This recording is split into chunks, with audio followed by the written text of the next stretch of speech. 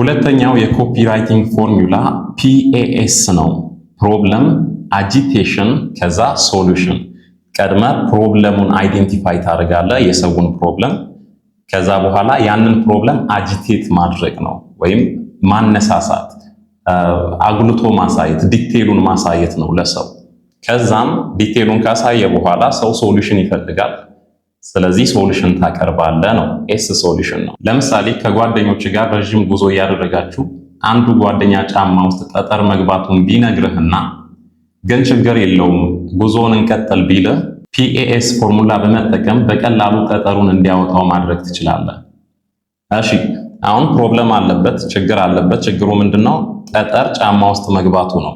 እሺ እንዴት አጂቴት ታደርገዋለህ? ጠጠሩ ጫማ ውስጥ መኖሩ እኮ እግርህ ምቾት እንዳይሰማው ያደርጋል። አሻፈረኝ ብለህ ብትራመድ ደግሞ እግርህን ይቆርጠውና ያደመዋል። ለሳምንታት እያነከስክ እንድትሄድ ነው የሚያደርግህ። አጂቴት አደረግከው። የፕሮብለሙን ዲቴል አሳየኸው፣ እሱ ባላየው አንገል አሳየኸው።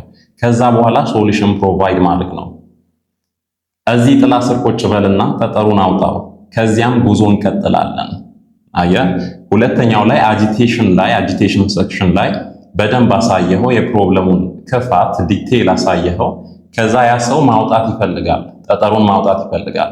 ቀጣይ ስቴፕ ምንድነው? ሶሉሽኑን ራስህ መንገር፣ ሶሉሽኑን ማቅረብ።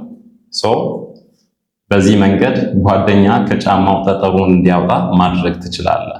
እሺ ሌላ ሪል የቢዝነስ ፕሮዳክቶችን ለመሸጥ PAS ፎርሙላ በመጠቀም ፓወር ባንክ ለመሸጥ እንሞክር። ስልኮትን ሳይቸርጁ ረስተው መንገድ ላይ ሎ ባትሪ ብሎ ቦት ያውቃል። ምናልባት ለመደወል ፈልገው ወይም ከስልኮ ጋር ጊዜ ማሳለፍ ፈልገው ባትሪ ችግር ሆኖቦት ይሆናል። አይጨነቁ። በኪሶ ይዘው መዞር የሚችሉት ፖኬት ፓወር ባንክ አለሎት። 3 ጊዜ የመቸረጃ አቅም ያላት፣ ለመያዝ ቀላል፣ ለየትኛውም ስልክ ተስማሚ ፖኬት ፓወር ባንክ ይግዙ። እንዲህ በቀላሉ ከ30 ሰከንድ ባነሰ ጊዜ ውስጥ የፖኬት ፓወር ባንክ ማስታወቂያ መስራት ትችላለህ PAS ፎርሙላ በመጠቀም።